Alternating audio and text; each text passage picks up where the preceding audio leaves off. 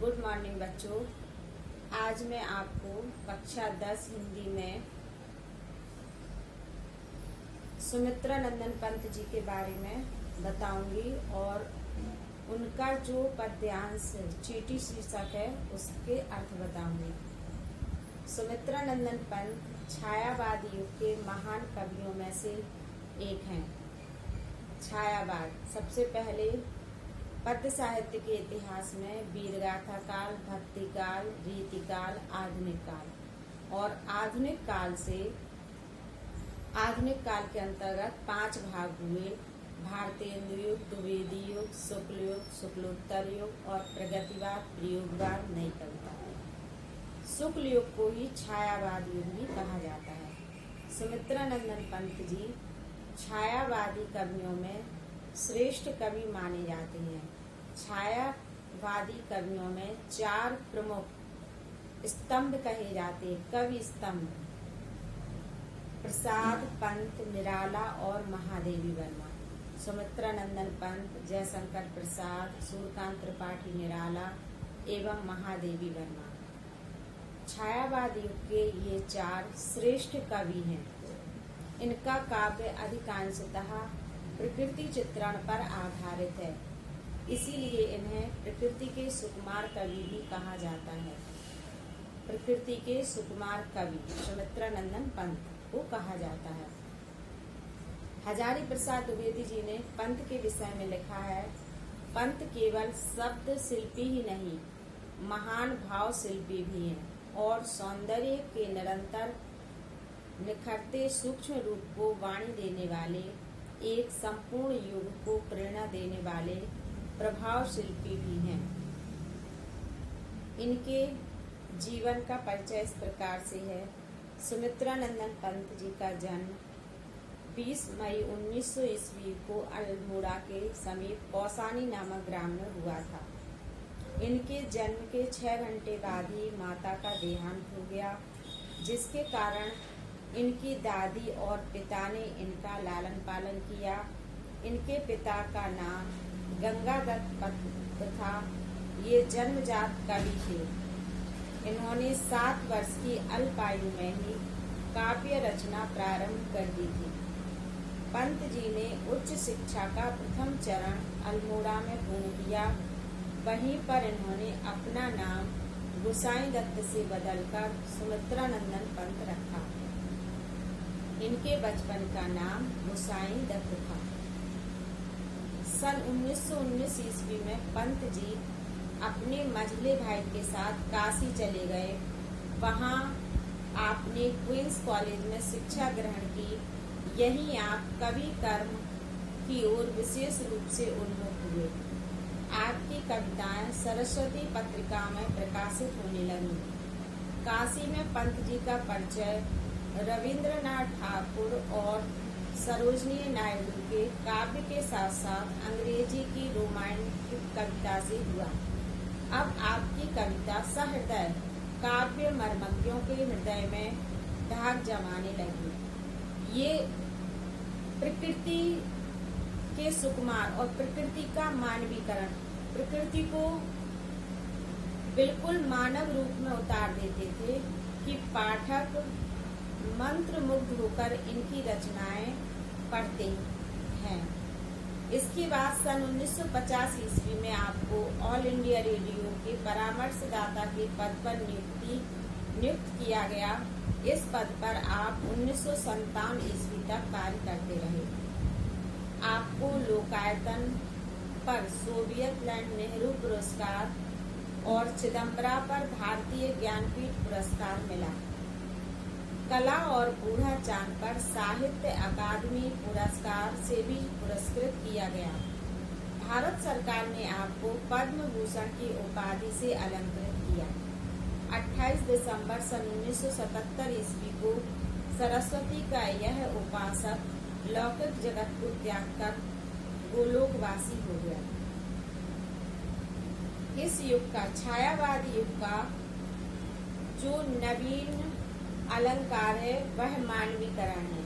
प्रकृति के प्रत्येक तथ्यों का इन्होंने मानवीकरण किया है, जैसे नदी, वृक्ष, हिमालय आदि को बिल्कुल मानव के रूप में उतारा है। इनकी रचनाएं इस प्रकार से हैं। आपके दीर्घकालिक काव्य जीवन में हिंदी काव्य जगत को अनेक कृतियां प्रदान की। कुछ प्रमुख कृतियां निम्नलिखित हैं, जैसे लोकायतन। इस महाकाव्य में कवि की सांस्कृतिक और दार्शनिक विचारधारा अभिव्यक्त हुई है। इसमें ग्राम्य जीवन और जन भावना को स्वर प्रदान किया गया है। पल्लव। इस काव्य संग्रह में कवि को छायावादी कवि के रूप में स्थापित किया गया। इसमें प्रेम, प्रकृति और सौंदर्य पर आधारित व्यापक चित्र प्रस्तुत किए गए हैं। इसके बाद है वीणा।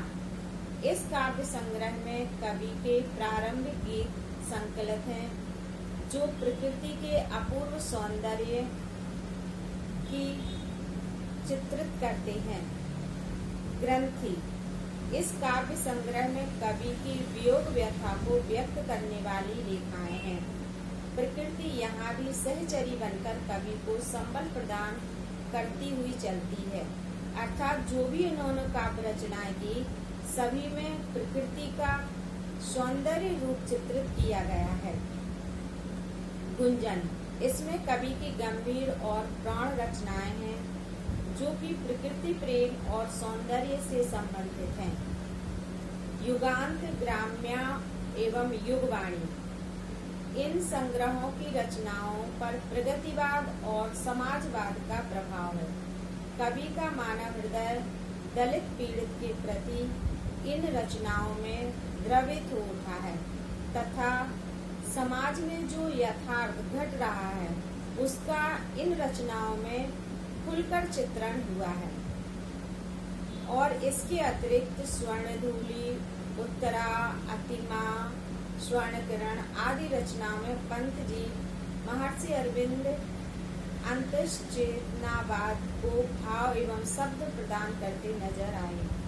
अंतश्चेतना मतलब आत्मा और परमात्मा के मिलन।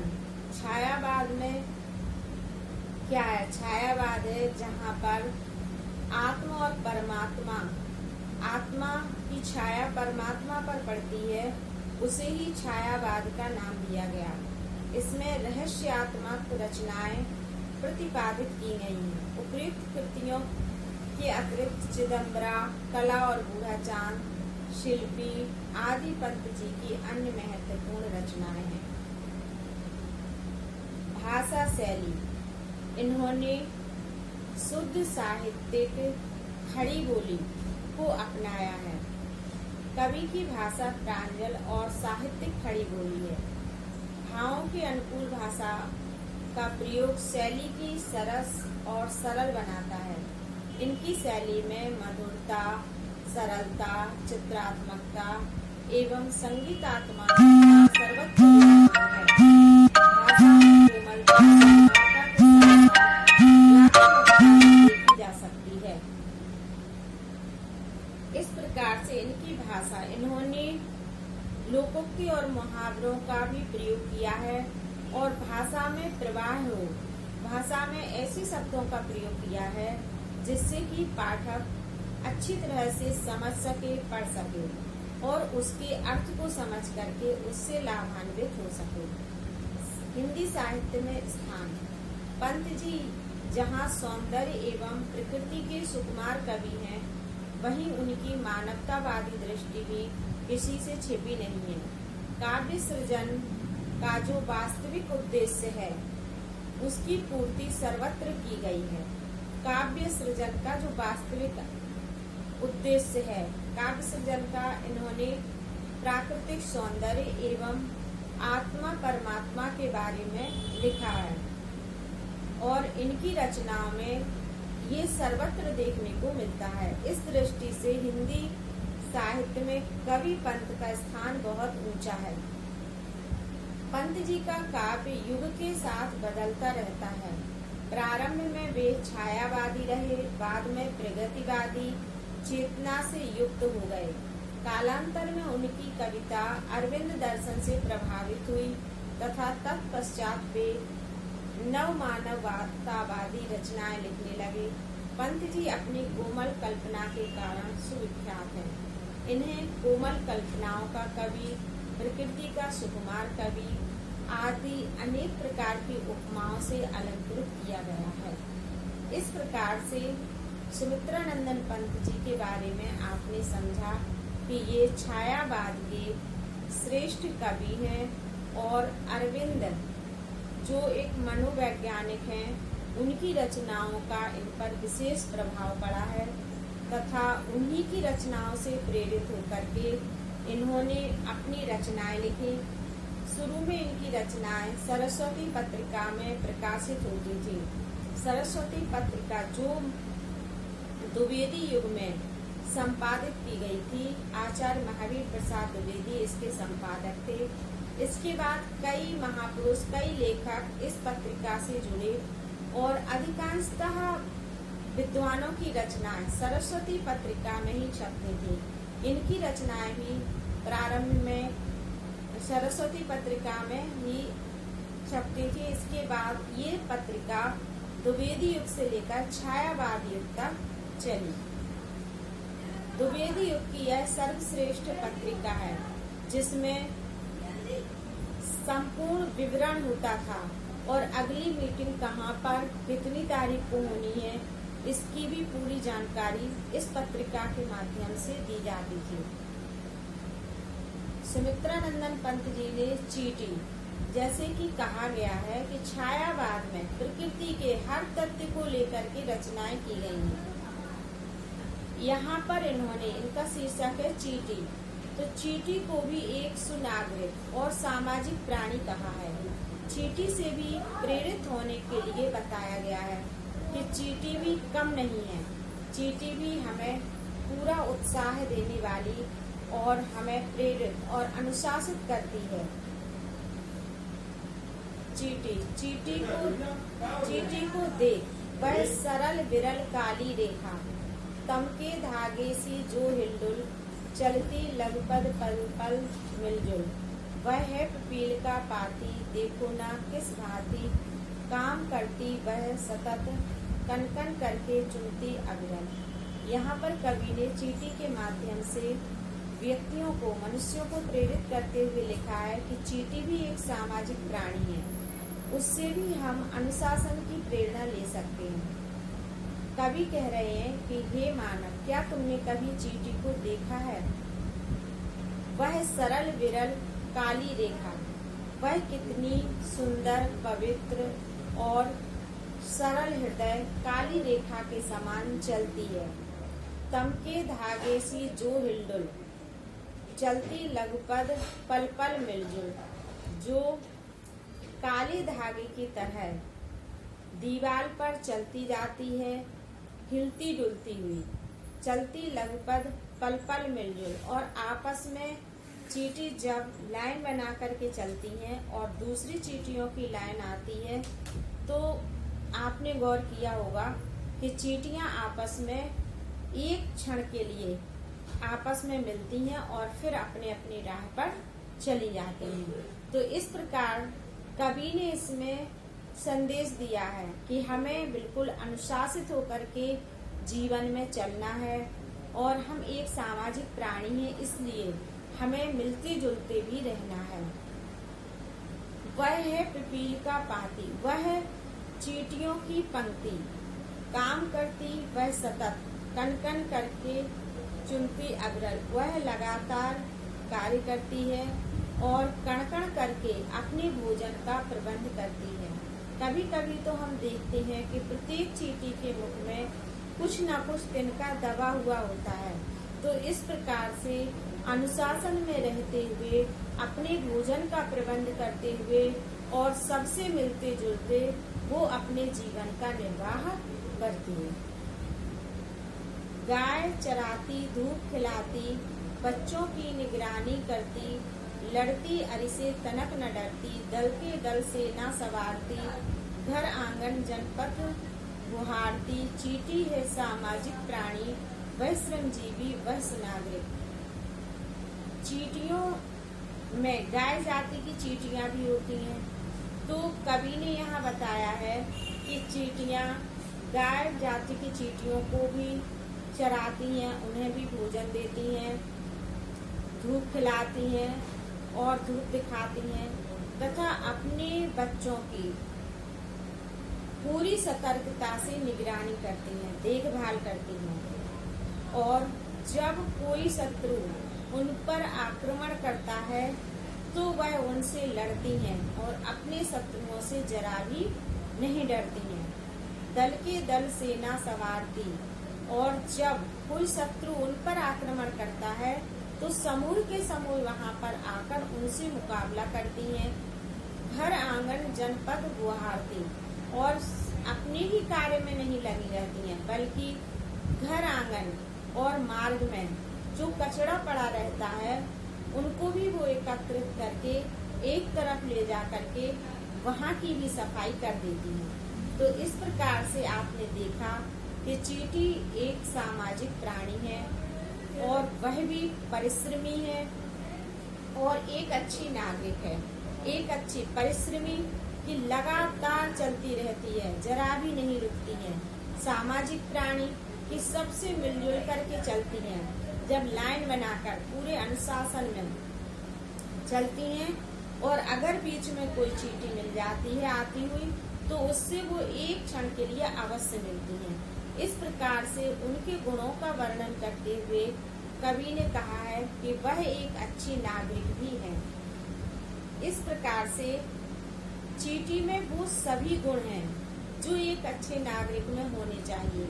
तो यहाँ पर कवि ने बताया है कि चींटी से भी हम प्रेरणा ले सकते हैं, चींटी से भी हम कुछ सीख सकते हैं। इस प्रकार से जितने भी संसार में प्राणी चर अचर, हम सबसे कुछ न कुछ प्रेरणा ले सकते हैं। जैसे कि महादेवी वर्मा ने हिमालय को एक तपस्वी, एक साधु की तरह बताया है कि कितने भी तूफान आए, आंधी, वर्षा, मेघ कुछ भी आए, लेकिन वह अपने स्थान से कभी भी विचलित नहीं होता है और स्थिर होकर के डटा रहता है।